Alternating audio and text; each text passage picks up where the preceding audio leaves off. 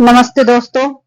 हम उसने कहा था कहानी पढ़ेंगे, लेकिन उससे पहले उसने कहा था कहानी की भूमिका को हम देख लेते हैं, क्योंकि कई बार हमें क्वेश्चंस ना एग्जाम में हमें भूमिका से ही देखने को मिल जाता है।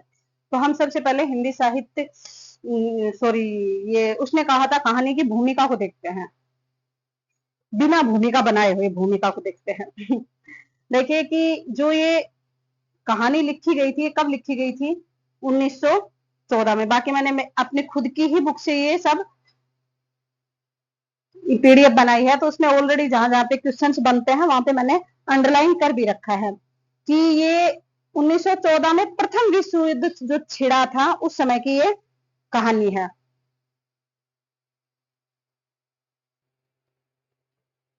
और गुलेरी जी को युद्ध की विभीषिका ने बहुत गहरे तक बेंध डाला था, मतलब कि दुखी कर दिया था। तब उन्होंने हिंदी की पहली मौलिक कहानी, यही से क्वेश्चन आपका बन रहा है कि हिंदी की पहली मौलिक कहानी कौन सी है? उसने कहा था किस पे लिखी गई है? 1914 के जो प्रथम विश्व युद्ध हुआ था उस पे युद्ध विरोधी कहानी लिखी, उसने कहा था। कौन सी? उसने कहा था। क्वेश्चन आ गया पकड़ में आपके। कब? जून, किस में? जून में 1915 में कथा सम्राट प्रेमचंद ने हिंदी में कहानियां लिखनी आरंभ नहीं की थी। जब इन्होंने पहली मौलिक कहानी लिखी थी गुलेरी जी ने, उस समय कथा सम्राट प्रेमचंद जी ने भी कहानियां लिखनी शुरू नहीं की थी, आरंभ नहीं की थी। आरंभ कर दी थी, लेकिन मूल रूप से यदि देखते हैं तो हिंदी की पहली मौलिक कहानी कौन सी है? उसने कहा था। कब हुई थी प्रकाशित? ये जून 1915 में। ठीक है। और किस पे है? 1914 में प्रथम जो विश्व युद्ध हुआ था उससे आहत होकर इन्होंने लिखी थी युद्ध विरोधी कहानियां ये। गुलेरी जी ने परंपरा से पंडित थे। गुलेरी जी परंपरा से क्या थे? पंडित। आजकल ये जात भी पूछ लेते हैं तो आप याद रखना किस से थे? पंडित जी थे। पर पुरातन पंथी, मतलब पुरानी जो रूढ़ियां थी ना उसके आधार पे ये नहीं आप मतलब चलते थे। पुरातन पंथी नहीं थे ये, प्रगतिशील और मानवतावादी विचारधारा के पोषक थे। प्रगतिशील और मानवतावादी विचारधारा के पोषक थे। उन्होंने युद्ध की भयावहता और विभीषिका का प्रखर शब्दों में विरोध किया है। ठीक है। उसने कहा था को हथियार के रूप में प्रयोग किया है। उसने कहा था कि भूमिका के आधार पर यदि हम देखते हैं कि उसने कहा था किस पे प्रयोग किया है? हथियार के रूप में प्रयोग किया है। प्रथम विश्व युद्ध में हजारों भारतीय सैनिकों ने फ्रांस, याद रखना यहाँ पे, फ्रांस और बेल्जियम की भूमिका पर युद्ध लड़ा था। और कई खेत, मतलब कि वीर गति को प्राप्त होना, खेत होना, मतलब वहीं पे युद्ध में ढेर हो गए थे। उन दिनों के भारतवासी भी युद्ध वार्ता की प्रतीक्षा में पल पल शिहर शिहर कर गुजारते थे।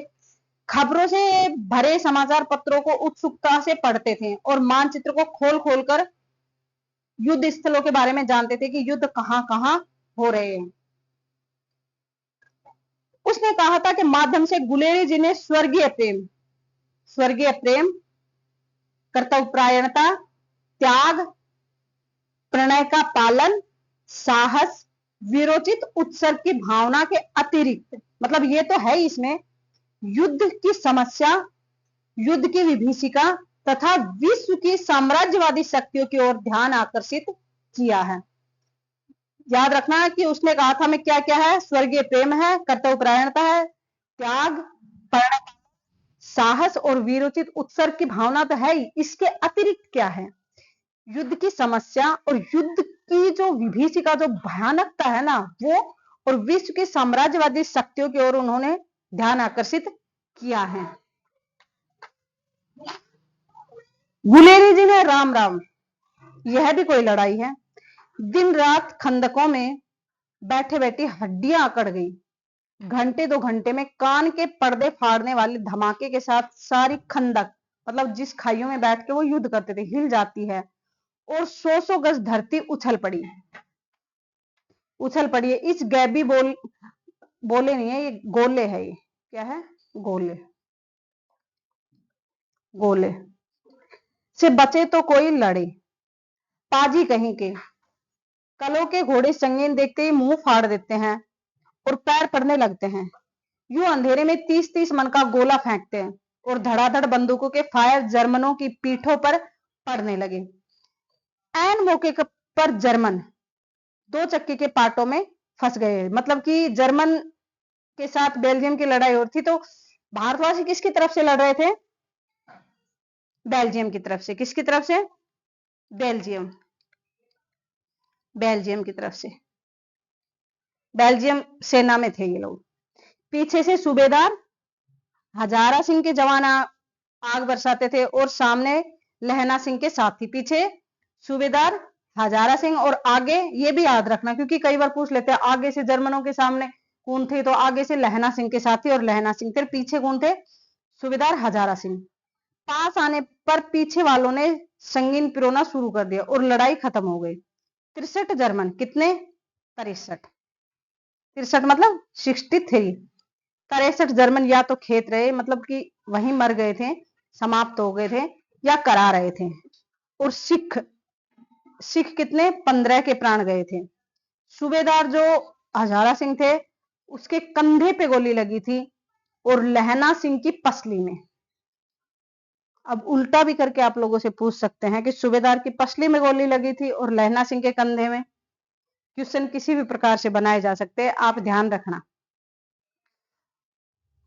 उसने घाव को खंदक की गीली मिट्टी से पूर लिया था। अब उसने ये किसके लिए आया है? उसने ये किसके लिए आया है? लहना सिंह के लिए। किसके लिए आया है? लहना सिंह के। थोड़ा पेन थोड़ा बड़ा कर लेती हूँ, ये छोटा है, दिख नहीं रहा मेरे हिसाब से।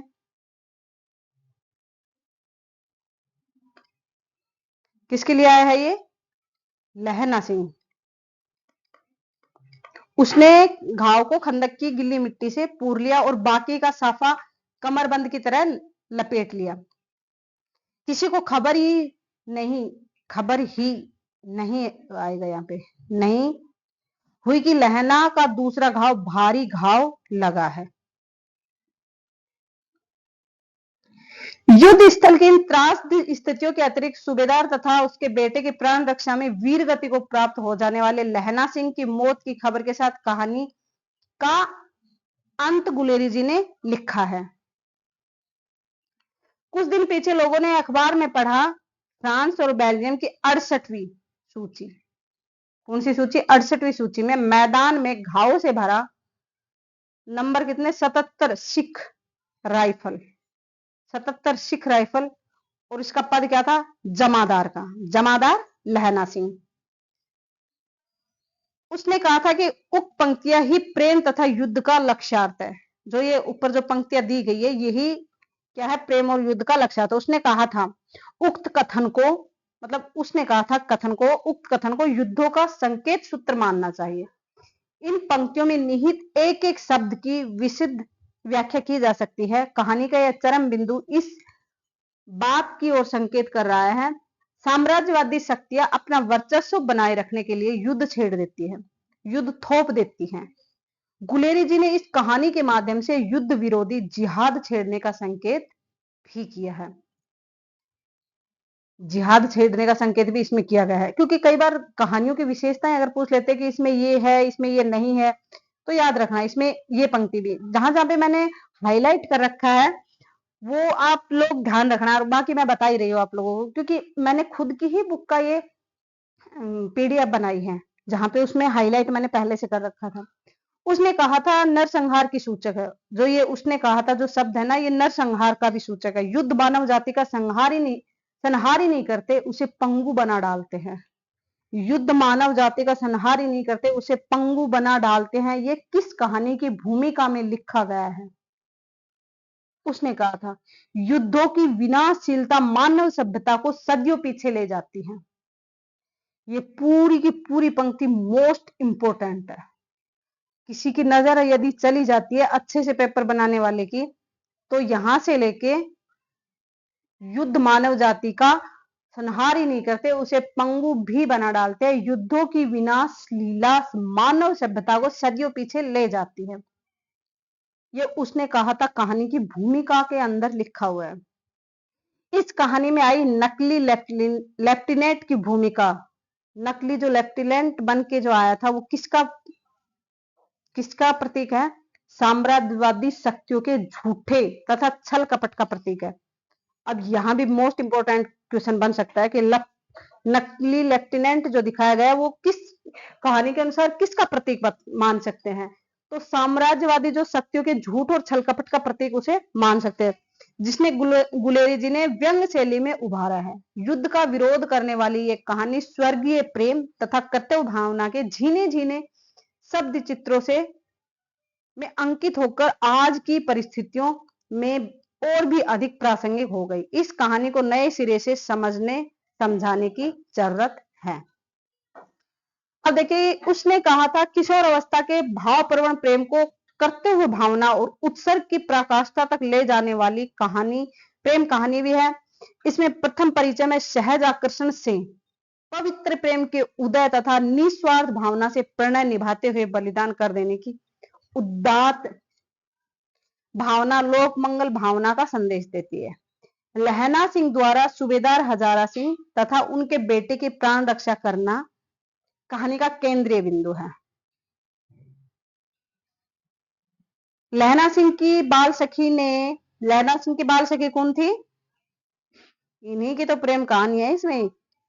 लहना सिंह की बाल सखी ने सूबेदार ने बनने पर उससे पति और पुत्र की प्राण रक्षा की भीख के लिए आंचल जो पसारा था। उसने कहा था कि मूल संवेदना इस वाक्य में मुखरित है।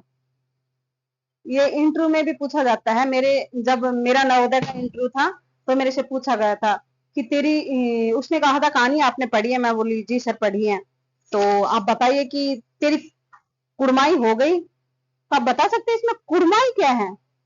कुड़माई तो मैं आपको बता दूं, कुड़माई होती है सगाई। सगाई, ठीक है। ये पूछा था जब मेरा नवोदय में हुआ था तब। तेरी कुड़माई हो गई, उत्तर में वही धत्त मिला।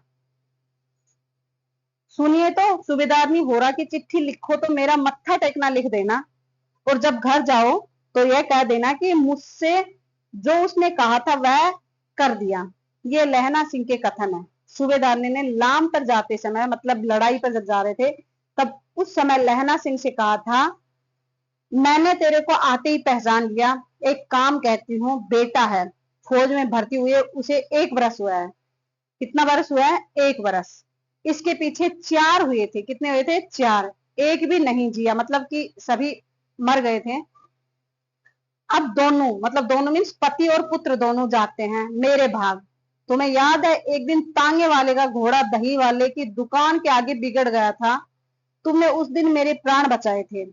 आप घोड़े की लातों में चले गए थे और मुझे उठाकर दुकान के तख्ते पर ला खड़ा कर दिया था। ऐसे ही इन दोनों को बचाना, यह मेरी भिक्षा है। तुम्हारे आगे मैं आंचल पसारती हूँ।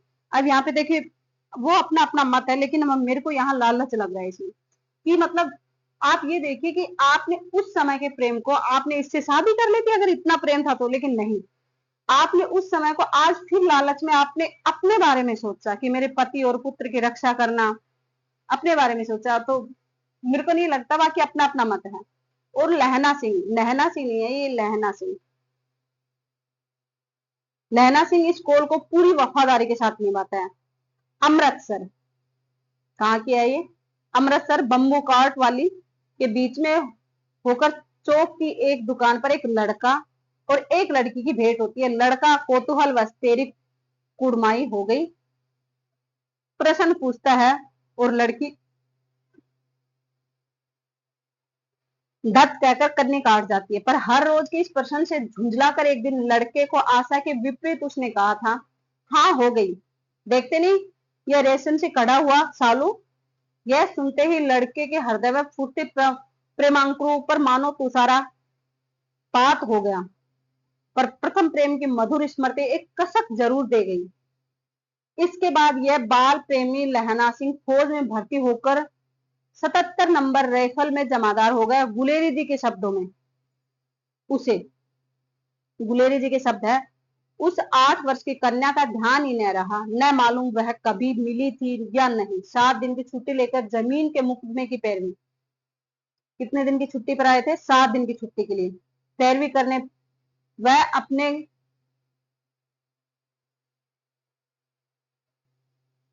अपने घर गया। वहां रेजिमेंट के अफसर की चिट्ठी मिली कि फौज लाम पर जाती है, फौरन चले आओ। साथ ही सूबेदार हजारा सिंह की चिट्ठी मिली। मैं और बोधा भी लाम पर जाते हैं। बोधा किसका? हजारा सिंह, जो सूबेदार हजारा सिंह है ना, उसके पति, जो वो छोटी जो लड़की थी ना, उसके पति तो कौन है? सूबेदार हजारा सिंह। और उसके बेटे का नाम क्या है? बोधा सिंह। लाम पर जाते हैं, लौटते हैं हमारे घर होते जाना, साथ चलेंगे। सूबेदार का घर रास्ते में ही पड़ता था और सूबेदार उसे बहुत चाहता था। किसको? उसे किसको? मतलब लहना सिंह को बहुत चाहता था।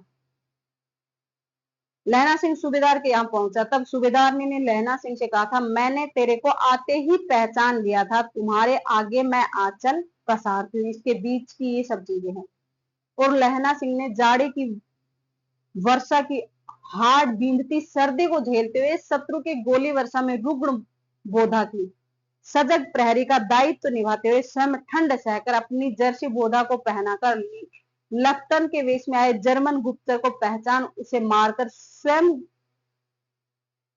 ये स्वयं ऐसे आएगा, स्वयं घायल होकर जर्मन टुकड़ी का पूरे आत्मबल से सामना किया और फिर बाप बेटे दोनों को फील्ड अस्पताल की गाड़ी में सुरक्षित भिजवाकर स्वयं मौत से जूझते हुए प्रेम, त्याग तथा कर्तव्यपरायण के आदर्श को निभाया। तब कहानी का अंत इन शब्दों में हुआ। कुछ दिन पीछे लोगों ने अखबार में पढ़ा, फ्रांस और बेल्जियम 68वीं सूची, मैदान में घावों से भरा 77 सिख राइफल, जमादार लहना सिंह। लहना सिंह प्रेम, त्याग तथा कर्तव्य भावना का जीवन पात्र है, जीवंत पात्र है। उसके प्रेम में निश्चलता है, यह इस अर्पण में कुछ और नहीं, केवल उत्सर्ग झलकता है। देखिए, लहना सिंह प्रेम, त्याग और कर्तव्य भावना का जीवंत पात्र है। उसके प्रेम में निश्चलता है, इस अर्पण में कुछ और नहीं, केवल उत्सर्ग झलकता है। ये किसने कहा? प्रेमचंद की वाली बात है। प्रेमचंद जी ने कहा था। ये कर्तव्यपरायण, प्रणय पालन, साहस, वीरोचित उत्सर्ग, सात्विक प्रेमी, राष्ट्र सेवक। लहना सिंह का चरित्र सूक्ष्म रूप से प्रवाहित प्रेम और कर्तव्य भावना की अनंत सलीला को सुष्ठु संगोपन का बेजोड़ उदाहरण है। कहानी और कहानीकार पेट में दाढ़ी वाले बालक की तरह एकदम प्रौढ़ है। इस कहानी की मूल संवेदना में यथार्थ है, कल्पना नहीं है। क्या है? यथार्थ। मर्यादा है, प्रण निष्ठा है, भावुकता है, प्रेम का स्वर्गीय रूप है। यही कारण है कि आचार्य रामचंद्र शुक्ल जी ने लिखा है। क्या लिखा है? आचार्य रामचंद्र शुक्ल जी ने लिखा है, उसने कहा था, मैं पक्के यथार्थवाद के बीच सुरुचि की चरम मर्यादा के भीतर भावुकता का चरम उत्कर्ष अत्यंत निपुणता के साथ संफुटित है। घटना इसकी ऐसी है जैसी बराबर हुआ करती है, पर इसके भीतर प्रेम का एक स्वर्गीय रूप झांक रहा है। केवल झांक रहा है, निर्लज्जता के साथ पुकार या करहा नहीं रहा। कहानी में कहीं प्रेम की निर्लज्ज प्रगल्भता, वेदना की विभत्स विवर्ती नहीं, सुरुचि के सुकुमार स्वरूप पर कभी आघात नहीं पहुंचता। इसकी घटनाएं ही बोल रही है, पात्रों के बोलने की अपेक्षा नहीं। ये किसने कहा है? ये आचार्य रामचंद्र शुक्ल जी ने कहा है। अब यहाँ पे याद रखना, ये यथार्थवादी कहानी है, यथार्थ, क्योंकि ऊपर भी आया है कि यथार्थ। कल्पना का, यदि ये कहे कि ये कल्पनात्मक कहानी है तो नहीं, क्योंकि इसमें खुद में भूमिका में हमें देखने को मिल रहा है बार बार यथार्थ। ठीक है। हीरे का हीरा ही मूल संवेदना लहना सिंह के जीवित लौटने,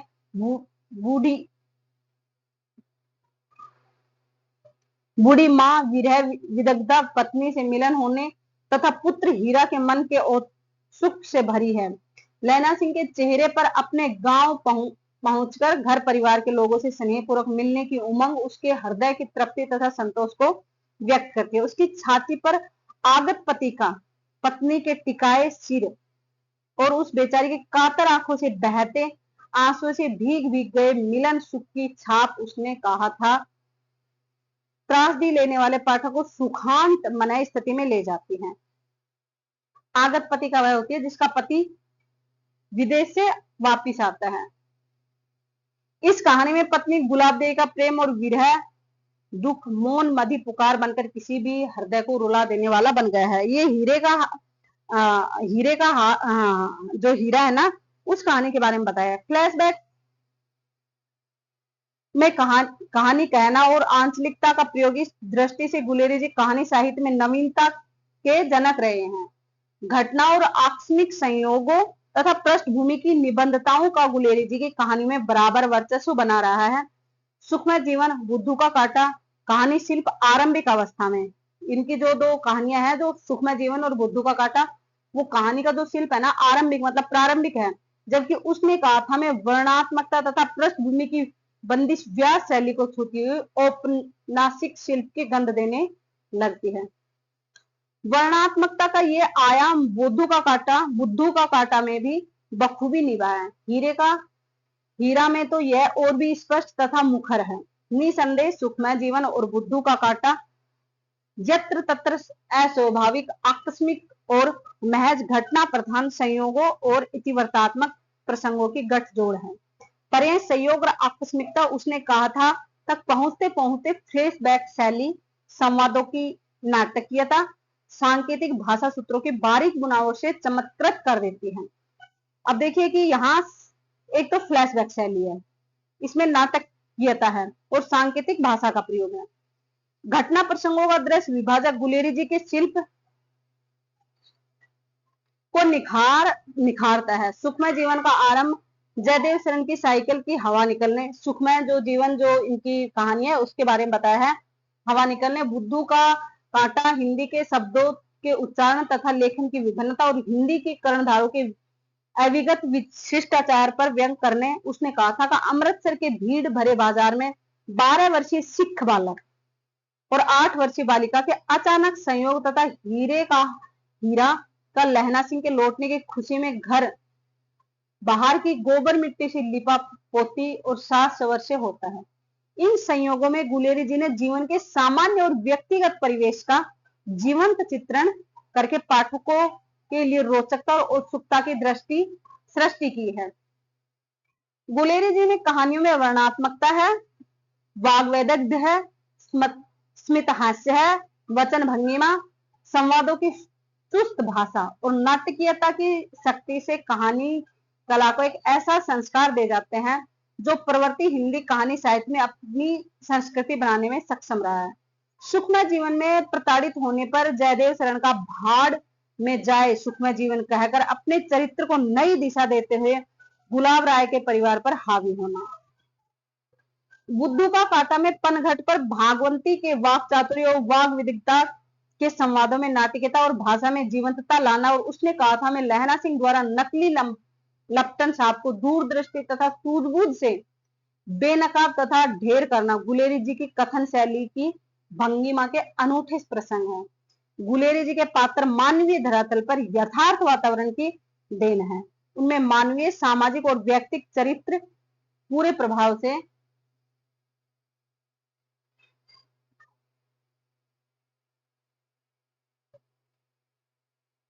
तथा गुणवत्ता से सहज होकर व्यक्त हुआ है। जयदेव शरण की तुलना में रघुनाथ और लैला सिंह में चारित्रिक गांधीर्य उत्तरोत्तर और अधिक प्रौढ़ होता गया। यही बात कमला, भागवंती, सूबेदारनी तथा हीरा की सुखदेई और गुलाबदेई के बारे में भी कहा जा सकता है। लहना सिंह का निस्वार्थ प्रेम, वचनबद्धता, कर्तव्यपरायणता, उत्सर्ग, राष्ट्र भक्ति तथा लोक मंगल भावना, कमला की मां की सत्य की पहचान, कमला के हृदय की प्रगतिशीलता तथा वैचारिक क्रांति का साहस और भागवंती की भावुकता, अल्हड़ता, सोखी तथा वाक्पटुता भाव सौंदर्य में चिरस्मरणीय प्रतीकों का रूप पा गई है। रघुनाथ के मन की हीन ग्रंथि तथा भागवंती के चरित्र की उन्मुक्त मानवीय संवेदना के सामने कमला पाठक को भूल जाती है। कमला का ही चारित्रिक विकास भागवंती और सूबेदारनी और फिर गुलाबदेई के रूप में पूर्णता पा गया है। गुलेरी जी भाषा के कलाकार है। भाषा यत्र तत्र वशवर्तनी सी होती चली जाती प्रतीत होती है। इन कहानियों में चरित्रों की तरह भाषा के भी विविध स्वाद हैं।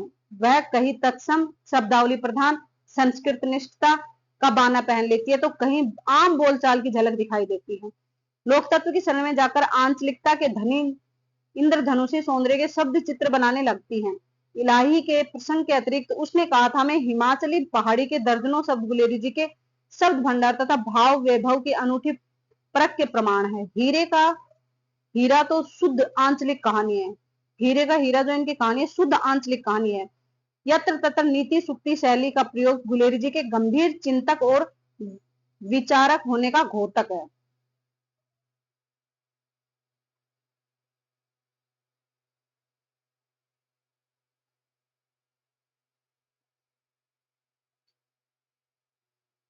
गुलेरी जी की कहानी, ये गलत है, यहाँ पे कहानी है।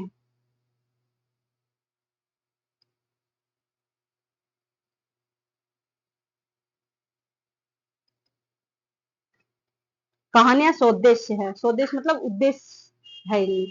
इनमें अनुस्यूत विषय वस्तु तथा आदर्श सनातन रूप से प्रासंगिक बने रहने वाले हैं। कारण इनका आधार जीवन के यथार्थ की मानसर अनुभूतियां हैं, कोरा कल्पना विलास नहीं है। इनका सत्य सनातन है, सामाजिक चेतन का प्रतिफलन है। गुलेरी जी अपनी कहानी में प्रेम और सौंदर्य के छिछले नयनोत्सव में न रमकर उसके स्वर्गीय रूप को निखारने में सफल रहे।